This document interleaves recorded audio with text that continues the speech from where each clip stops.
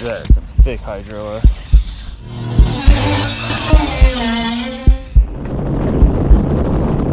Wow. Oh.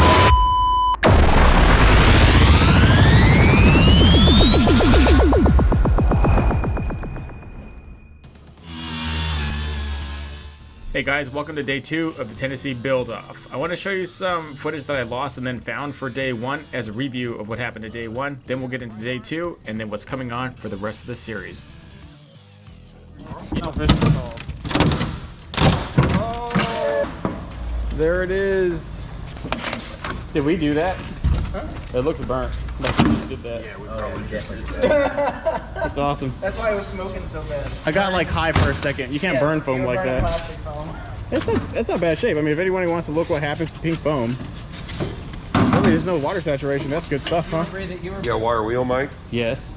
I also got a little backstory. This boat is over 50 years old. I didn't know that, but now I do. And so some of the stuff that's done here is old and archaic and known not to be done now, but you can get to see a consequence in real time of what happens when a boat this old goes through the ringer.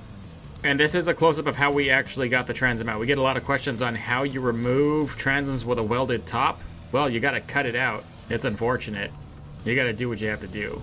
Cut those out, cut the rivets out. A lot of times you find like 2-inch long rivets that are holding the transom together, and obviously for the transom support, those were rivets. And we did try to rivet those back, but the holes were too big, even for a 3/16 inch long buck rivet. So we ended up, after we got the transom cut and stuck back in there, and this transom was a million times better. It was, the old transom was disintegrating as we were pulling it out. So this one only was a matter of time before it was done ski. So we saved it, but the bigger problem was the transom support here, how we were going to reattach it because this new transom was thicker. So we used stainless steel hardware. There are 3 options you could go. You can refine the appropriate size buck rivets and rebuck it that way. We did try that initially, but it wasn't going to work. So we ended up using stainless steel as a second option. The third option is you can buy aluminum screws like aircraft hardware, but it's really hard to find and get the correct size, and it's super expensive and also not as strong. So in freshwater situations, we would say that stainless steel is fine. I definitely wouldn't run stainless steel underneath the waterline in a saltwater application or even a brackish water application. I think that's bad.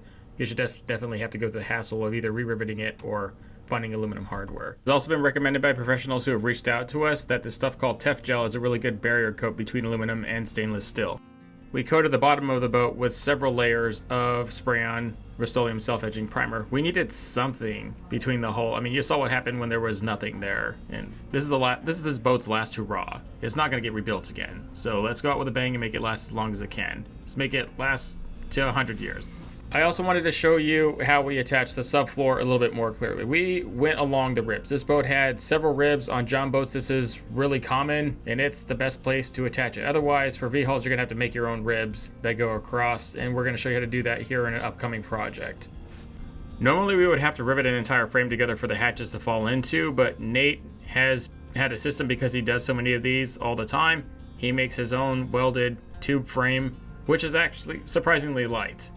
When it's all welded together, you can get rid of the overlay and a lot of the other stuff, a lot of the other headaches. They're just cutting it to fit and sizing it here. We chose to put it on top of the stock bow plate after we cut it open because we needed to get what was in there out of there. We knew what was in there was not going to be great after 50 years. So this is what styrofoam looks like accurately after 50 years. And some of it was, not so bad, but it still need to be replaced. And some of it looked like Swiss cheese. We were thinking possibly a wasp's nest. Something was there. Like that's pretty unnaturally bad. Something was, I don't know what, the water didn't do that. We were thinking that it was wasp, or it could have been mice. Could have been a handful of things. There are a few holes in the boat. There is a hole in the boat that you can't see right now, but we will be covering day 3 because day 3 is all about fixing and rewelding a few things, getting a few things out of the way, and really starting to dig into the part of this boat where it gets a little bit more complicated and slows down. But I also get a lot of questions about the boat as far as leveling it and making straight lines. I always just eye it. I look at it for a very long time and then just execute eventually. But if you wanted to do it, John had a pretty nifty little laser beam, and you just got to be really, really absolutely certain that the boat is level on the trailer. I think the boat being level on the trailer and then level overall is the most important thing if you're going to be doing this. Otherwise, it obviously goes off. And the hull is always contouring. In this case, we have a completely flat subfloor that only contours in one spot, and we can compensate for that. We also used 090 sheets of aluminum. So this boat's going to be pretty robust. It'll be able to handle a fairly big motor, so we can go a little thicker on sheets, plus we were adding less in. Like, these are going to be the walls for the compartments. There will be no totes. There will be no drop-in aluminum liners. The owner kind of wanted a nice, but, you know, fairly basic layout. So that's kind of what we were going here for. And we just made 4 individual walls.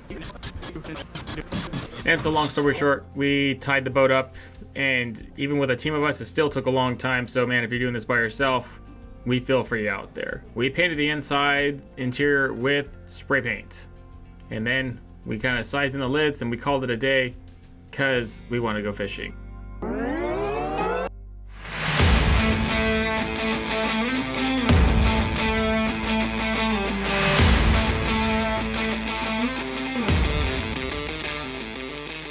The PB Lodge is in the dream location. It is right next to a fantastic lake that produces monstrous fish and its own very, very well-packed tackle shop. And a nice little breakfast joint too.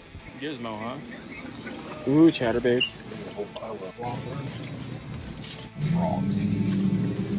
You recommend I get something here?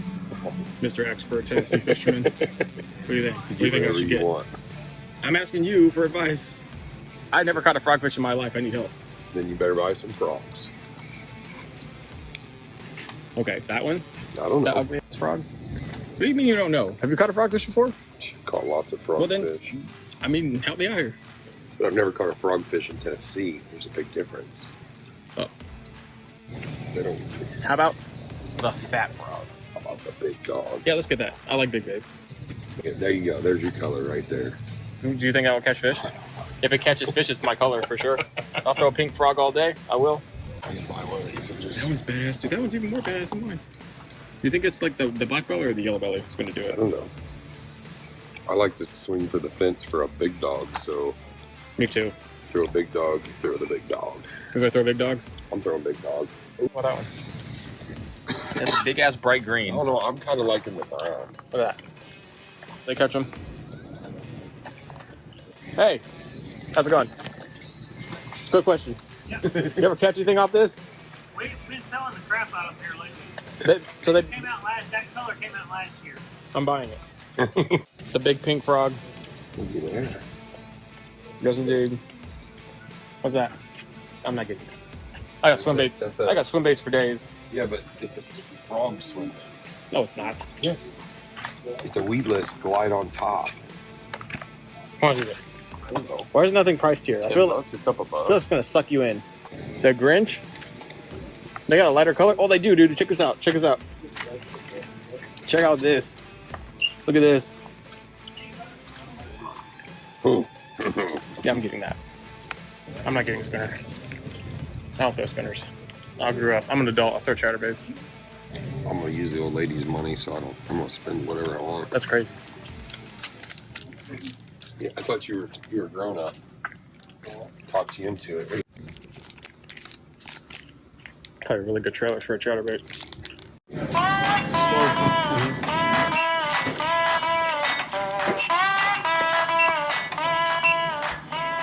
You know you don't got anything cool over here in Illinois. You're gonna stock up now on the big I done got suckered in. Go wrong with that either. I grew up in Alabama and I throw chartreuse and white all the time.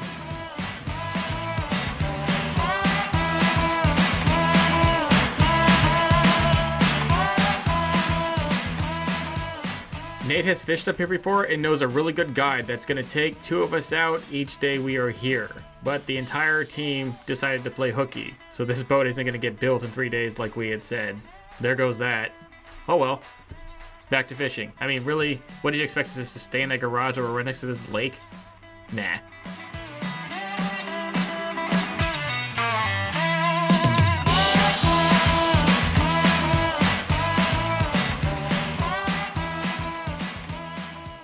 I don't normally like frog fishing. I absolutely respect the technique and the approach. It's just not my favorite way of fishing. But this time I'm going to be forced to do it and forced to learn how to do it. And I'll have a really good guide and teacher with me to show me how. This is something I can actively apply to my lake because it gets flooded with grass mats around the summertime and they don't go away for a very long time. And really this whole lake's full of it. We have a really good guide. He takes us from point to point, mat to mat. He can tell whether or not they're dead or they're active just by looking at it and just foraging around. So he shows us what to do from shallow to deep water. And we try a few techniques.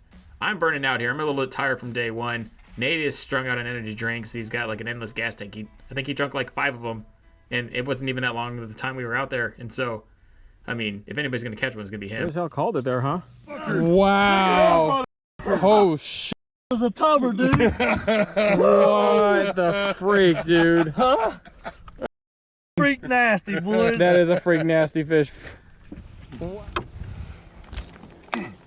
Yeah, that dude was coming to kill that frog, bro. Death to the frog. 7.5. Hold on, wait. Got a zero. Got him? Got him. 7 pounds, 15.5 ounces. Close. It's an 8. 15.5. Yep. Got it? Oh, I'm recording it. Yeah, I got it. Okay. That's 8 pounds for sure. Got him, bro. Bluegill killers. Finally catch a big one out of the boat, Billy. It only took you 5 years. So Billy said that's about an average size biggin, and there were once twice that big in there. That was the only big fish that we got to see though. It was tough out there, man. I mean, tough. A lot of us blanked, and a few of us that caught fish, they were small. But you know, it was whatever it was. You know, that's fishing. It was just nice to get out there and be together, enjoy each other's company, and fish, and have some self-care time. We had 0 self-care time the last time we collaborated, and this time we made sure to take care of that. It might take us a little longer to build the boat, but whatever, we're here for a week. This was also the only clear day we had, aside from the last day on the reveal. The rest of the time, it rained like a dog. It was miserable. So this was like a blessing the day that Nate and I went out. Everybody else got shafted, and there was at one point in time a tornado warning where they had to get off the water. But stay tuned, guys. We're here all week. We're hoping to get done a little early so we can go fish more, but we'll just have to see what happens. We also are going to see some of the live builds from the community. People who have been around for a while and have built serious boats that all of us shock and awe over. We'll also get to introduce you to some new crew members that bring a lot to the table in this build, where we all collaborate and share each other's ideas and talents, where, you know, it's nice to watch a video, but sometimes you just gotta be there and see it for yourself. And after a lot of work and a little bit of fun, we finally complete what people are starting to call Hootie's boat. And on reveal day, we kind of kick back and relax, and we get to meet some local tiny boaters in the area, see how they build their boats, accomplish their goals, and give us even some advice, along with meeting some people who are making a big influence in the media on other spectrums. Stay tuned, it's all coming very soon in this series.